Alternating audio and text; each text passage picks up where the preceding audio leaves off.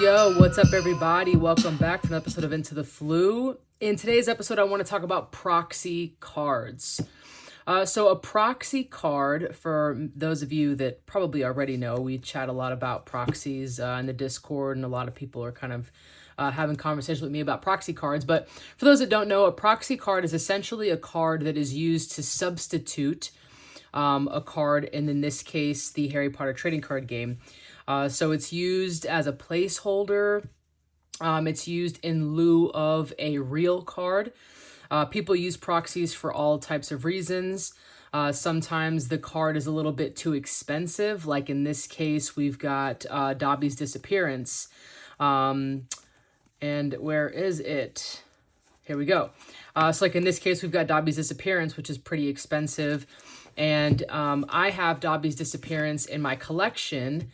And I'm one of those crazy collectors that has like a full collection of the Harry Potter TCG, but then I have like a master set. Maybe I'll show you all the master sets sometime if that's of interest to you. But because I have them in my collection, I don't want to take them out just to put them in a deck. And, you know, even though I play frequent enough, I think it's because of that, you know, I don't want to damage it or, you know, whatever the case might be.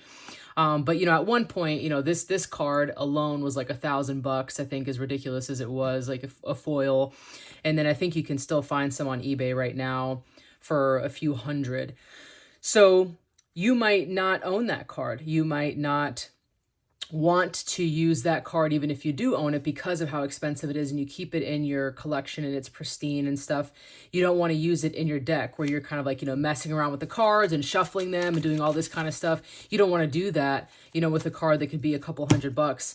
And, you know, so because of that, people might do proxies. And so in this case, I'm sure you can already tell this is a nothing card. I mean, it's a piece of paper. I can tear it if I wanted to, you know. I printed it in color. I cut it out very imperfectly because that's how I do things. And I put it right in front of a lesson so that it can keep the same rigidity as the other cards. This doesn't really add anything to it.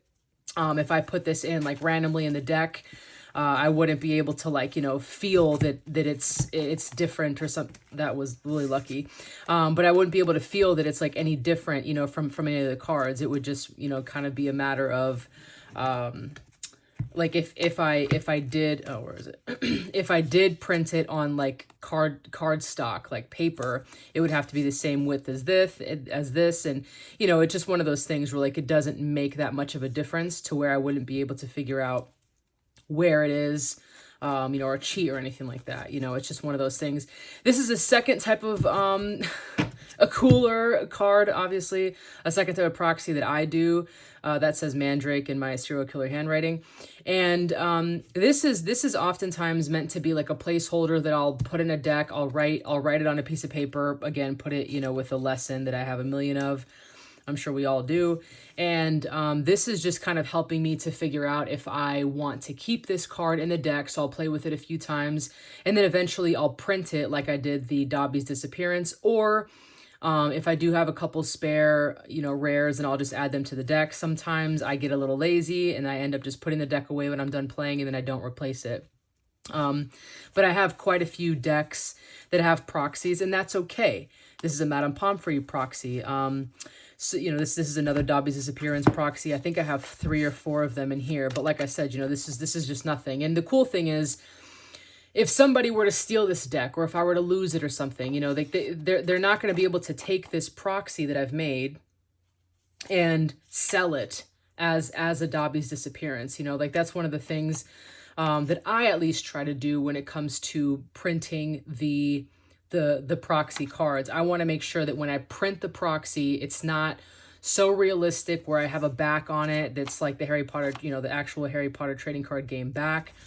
You know, it's not something where it could potentially look like it's a real card. Like, you're never going to see a proxy in my decks look like this, you know, like it's never going to be this card stock. It's never going to have this back. And some of you might be thinking, well, you can't do that anyway because, you know, you can't send it into like a Make Playing Cards website and do that. But some people can do that because they might know a printer, or because, you know, maybe they have some printing abilities on their own. I don't know people's story. I'm just telling you that for myself, you're never going to see that from me personally, because I don't ever want there to be the possibility that any of the proxy cards I make are could possibly be misconstrued as a real card. That's kind of the point. You know, this game has become pretty expensive, unfortunately. It's one of those things that, you know, like most trading card games, it's a luxury, right? It's a game. You know, it's something that you do as a hobby. It's something that you do because you enjoy. It's something that you do with your friends. But, you know, as many of you know, during the pandemic, there was this huge boom and everybody was, you know, kind of reliving their childhood memories and, you know, kind of strolling down that nostalgia. And they found the Harry Potter TCG, and then a whole bunch of people, you know, I remember back when I was able to I remember buying a handful of Chamber of Secrets booster boxes for $40. It was amazing. And I think I don't know, like in like 1 year, I opened, I don't know how many booster boxes. It was wild. It was such a good time way back then. But things change, you know, supply and demand, and people get introduced to the game. And then, of course, naturally, some of the collectors come out of the woodwork and they're like, hey, actually, I want to sell my stuff because I want to be able to get on this money train and make some of that money. And I get it, you know, it is what it is. And we don't have to get into all of that. But the truth is, and the fact of the matter is, this game is a pretty expensive game to play. And so for those people who hit me up all the time talking about deck building and all this kind of stuff, and, you know, I hear a lot of times like, oh, it's just such an expensive game, and, you know, so I'm just kind of waiting to add cards to my deck. Don't feel, I don't even know, is ashamed the right kind of word to use? I feel like it shouldn't be, but like if that is the case, like don't feel like you can't make proxies. Don't feel like you can't just get in the game, you know, with printing some of these cards. I mean, this took me minutes. I mean, you know, if you own the card, you can scan it. If you can't scan it and you don't own it, you can literally Google like Dobby's Disappearance Harry Potter trading card game, enter, and then go to images, and you'll find a whole bunch of images, some of them better than others. You could also go on pojo.com. They have every single card imaged, you know, a pretty decent image. You could do that. But I mean, just Google it. Just make it easy, because you know what card you want, right? You don't have to go to like some database and like search for everything. If you have a deck that's written out, I would just, you know, go figure out like how many of cards you need. If it's Dobby's Disappearance, you know, you can just like size it. 2.5 by 3.5 is usually the size of a trading card. Pokemon, Magic the Gathering, Harry Potter. Put it on a Word document. And then print it. You know, if you don't have a color printer, you can print it for cents, you know, usually at like a FedEx or a Kinko's or, you know, whatever it is that you have around you. I have some proxies that are very similar to this Dobby's Disappearance, and they're black and white. They're ugly. I mean, you saw my Mandrake. I mean, yucky, right? Ew. We don't even want to see it again, probably. But anyway, I just wanted to say, you know, like proxies are a thing. You don't have to feel like you can't play with proxies. You know, I know some people are kind of weird about that. Some card games are a little bit weird about that. You know, if you want to join, you want to play in the league and have your proxies. It's totally cool. You know, the only thing is like some people don't actually have the printed like this, or they don't have like my Mandrake, wherever it is, that says Mandrake. Some people will have like, it'll be like this. It'll look like this, and then they'll tell you, oh, that's a Dobby's Disappearance. Just make sure if you're playing the game, it's considerate to let your opponent know, hey, this right here counts as my Dobby's Disappearance. I always think it's nice to like write what the card is, you know, especially like if you have multiple decks and stuff. It's good for you, you know, in terms of knowing what it is that's supposed to be in there. If you only have a couple of decks, it might be easier for you to remember, but it's just considerate of your opponent, because if you forget to say something and then you pull this card and then in the middle of the game, you're like, oh, that's a Dobby's Disappearance. Your opponent might be like, okay, bro, like, you know, well, how was I supposed to know that? Or like, maybe you just made it up. Maybe that's like a wild card, you know? So they have every right to, I guess, at that moment be like, no, like, we're not going to do that. It just depends, you know, it depends on what you're playing. If you guys are just casual and you're friends, you know, obviously it's no big deal. But, you know, for those of you that want to play in the league, you're more than welcome to. And if you have these kind of weird cards, don't worry about it. I'm happy that people are able to find different avenues to play the game in terms of like making proxies, whether it be like this or like the Mandrake that I showed you, or the Madame Pomfrey, where it's just a piece of paper that says what it is and it's behind a lesson or the back of the card. I think it's really cool. And on that same token, I want to show some other proxy cards. This has been a project that I've been wanting to complete for some time, and these are the beta cards. So for those of you that are unfamiliar, beta cards are the first edition cards. There were 80 of them. 80 in one set, I should say. I think there were a total of 3 or 4 different sets of 80 cards. But each 80, had one Draco, one Malfoy, kind of like in the starter decks that we saw. There's like a couple different decks there, but this wasn't like a deck that was made. There were like 80 cards. So they had the Care Magical Creatures lesson. They had the Charms lesson, which looked a little bit different. They all look different, but for those of you who haven't seen some of these beta cards, this is the Charms lesson. So you can see this is totally funky and it's a different kind of heart look. And then these are the Transfiguration. So it's very obvious that these are absolutely fake, and that's kind of the point. They're cut crappy. The back of them is white. It's, pretty thin paper. I would never, ever, and I hope that none of you would, print these, or really any card, to, again, look as though it's the real thing. Beta cards can get pretty dangerous if you go down that line. I know there's a few people in the community who have done something like that, and they're just scumbags to me. But that's just my opinion. Because what happens is, you have something so rare like a beta card, and you have some diehard collectors that really, really love the game and they want to invest their money in beta cards. And they're pretty expensive. They're expensive for a lot of reasons. Whether I agree that they should be that expensive or not doesn't really matter, because it's just my opinion. But we have people who want to invest in that. And because the Harry Potter TCG is such a niche, small thing already, it's really hard to gather information for it. And so if you've got things like this kind of running around the community, that if these looked like the actual cards themselves, then it could potentially lead to, some confusion and some people, maybe trying to pass them off as real, right? And then, if that's the case, then you kind of run into a bigger issue, right? With like fraudulent deals and all that kind of stuff. And we don't want that. I don't want that. The reason that I made these, and again, like this is all like this is gross and they look like this because I'm going to make a deck with them. That's all I'm going to do with them. I do own a couple beta cards. And again, like there's no way that anything like this, these were scanned by somebody and I have the files for them. And I could have even scanned like the real Care Magical Creatures lesson to make it look better. But why would I do that? It doesn't matter to me. I don't put it back on them or anything. What I'm going to do with these is build a deck, a very bad deck. But I've always wanted to play with it. These are real Harry Potter trading cards, trading card game cards. These were made by Wizards of the Coast.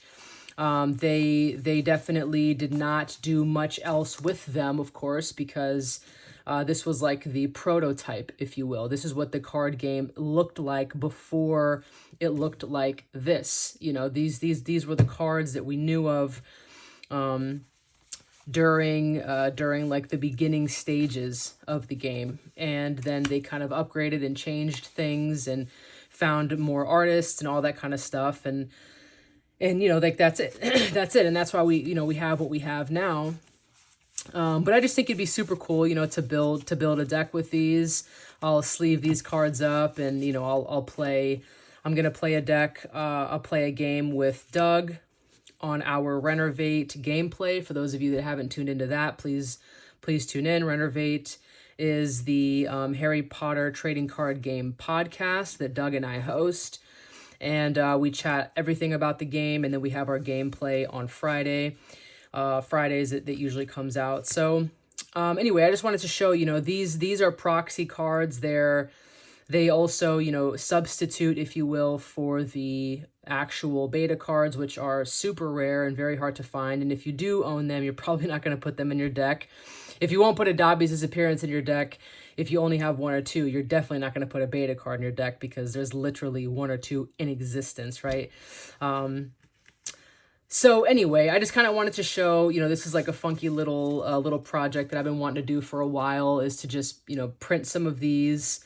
And then I'm going to make a deck with it. And that's, again, all I can do with them. There's really nothing else I can do. So this is Little Blast. It says it's a spell, do 3 damage to your opponent or to a creature of your choice. You could even see, I think they had a little bit of, Pokemon iconography on these cards. This kind of looks like a little Pokemon to me. I mean, maybe not, but anyway, so, this is Little Blast. Another spell we have here is Forgetfulness Charm. Look at your opponent's hand, choose a card, and discard it. I really like the way that their Charms lesson was. Instead of just being a heart, it kind of had like a heart and a flame, which looked pretty cool. They changed that, but, no big deal. This is Animal Heroism. That's clearly Hagrid there. And it says it's a spell. All your creatures do damage to your opponent 1 extra time. It's cool just to kind of see how they once worded things too, because they probably wouldn't put 1 extra time now. It probably would say something else. But this is Big Blast. So we had Little Blast and we have Big Blast. Do 6 damage to your opponent or to a creature of your choice. And this one was 3, but that's a huge jump. That's 12, right? So it's kind of wild, but but anyway. And then we've got Centaur, which I thought is pretty cool. It's nice to have Centaur, which we don't really have much of in the actual game. 3 health, do 1 damage. And then we've got Rat here, 1 health, 1 damage. And then we've got Wolf, 2 health, 2 damage. And then we have these. I don't even know why I printed a few of these. I think I'll probably start either with Hermione or Draco. Maybe have the other one in the deck also. It's not going to be a good deck. And the only reason that I chose these specific cards out of all of them is because the images themselves were clear enough to be able to print so that I could read them and my opponent could read them. But this isn't meant to be like a competitive. I mean, you're very limited anyway on the cards. There's like I said, there's only 80 of them, and 40 something of them were lessons. These 3 lessons, and then Little Blast. There was 4 of them, and then you had Zap, which is one of my absolute favorite beta cards. I'd probably say it's my top favorite beta card is a card called Zap. And the only reason I don't have that here is because I couldn't print it because it was like a glare. Whoever took the pictures, took them poorly. And like I said, I don't want to, it wasn't that big of a deal to me, to have the card itself printed like this. And so I wasn't going to scan it or anything like that. But yeah, anyway, so there's few and far between. I think for Draco and Hermione, there was only 1 of each, so you could imagine in those different sets, that might mean that there's 4 total, right? 4 of these in existence and 4 of these in existence, something like this. But yeah, so I am going to build a deck with these cards that I have. I'm going to kind of figure out some combination. It might be a tricolor. It might be just 2. I don't know. It might be something because I know that this Hermione, where is it? Hermione, I think, does the same as one of the other Hermiones. When you use 2 actions in a row to play lessons, you may play a 3rd lesson without using an action. Okay, that is not what I thought it was going to say.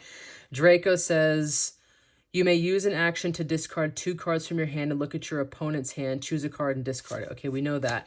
This, however, is different. So this is, I thought this was going to be similar to the Hermione that we know, where it's, if you have at least 2 lessons in play, then you can play 2 lessons for 1 action, I think it is. But this is pretty cool. So when you use 2 actions in a row to play a lesson. Okay, I like that. Anyway, so this is another example of beta cards I just wanted to show you all. If you want to build some decks and play some games and all you have is beta cards, there's nothing wrong with that. If you've got some extra lessons hanging around, you can stick those in the back of the card to provide that extra rigidity so that it feels the same, you know, like this one, you know, these feel the same, you know, it's like you can't tell the difference at all. I know as a fan of the game and a huge collector of the game, I want to be able to have the real cards in my hand. You know, but so I get it too. I get it for those of you who are like, I just want to wait and I want to invest the money and make the deck and do the thing. It's all entirely up to you. I just wanted to say that, you know, even some of the biggest collectors and the people who play the game weekly like myself, you know, like I still have proxy cards and there's nothing wrong with that. It's absolutely allowed. There's no governing board over the Harry Potter trading card game anyway, as sad as it is. But we keep it alive, right? So nobody's going to come in and say, oh, you can't have proxies or something like that, you know? So just make sure that you're keeping open communication with your opponent and that you're letting them know what your proxies are. For these, it's kind of obvious, but for like my Mandrake, I know you guys want to see it again, so I'm going to look for it because I know you love my handwriting and you love that it's so cute. But for things like Mandrake or that Madame Pomfrey that I have, you know, you do want to say like, hey, just so you know, I do have a Madame Pomfrey and this is what it looks like. It's a proxy, you know, or hey, I have a Mandrake. And then they're going to be like, that says Mandrake? And you're going to be like, yeah, don't make fun of my handwriting. And they're going to be like, whoa. That's pretty much how the conversation is going to go. Oh, wow, look at them. They're all right here. You know what that is? Serpensortia or Serpensortia. Oh, here's that. That's this card. So yeah, you know, it's one of those things where, you know, you just have fun. You just have fun with the game. Don't let the crazy prices scare you or keep you from playing the game. Just recognize that some people out there look at the game as a money pit, and you know, if you're one of those people who can afford it, great, get it. But if you're not, then just do this. You know, it's okay if your hand looks like that. It's not the prettiest, but you're at least playing the game and having fun. I would recommend that you do this because you're still able to appreciate the art and the color and all that kind of stuff. And you know, it might take a little extra time and it might cost you like a couple more dollars or something, but it's certainly better than $300. And you know, at the end of the day, you can't really tell that much of a difference, you know. I mean, especially if you have a better, I'm sure some of you have better printers and you'll take more time to do color and stuff like this than I will. But you know, I just wanted to just say that it's possible to do that and introduce this new little project of mine. I'm going to build a deck using the beta cards, the original, the OG cards, if you will. And then I will show all of you, and then we'll get some games in and stuff, and maybe I'll build a couple, you know, just depending on what we've got here. But anyway, as always, have fun and be safe, and thank you all for your continued support as always. I appreciate you very much, and we'll catch you next time.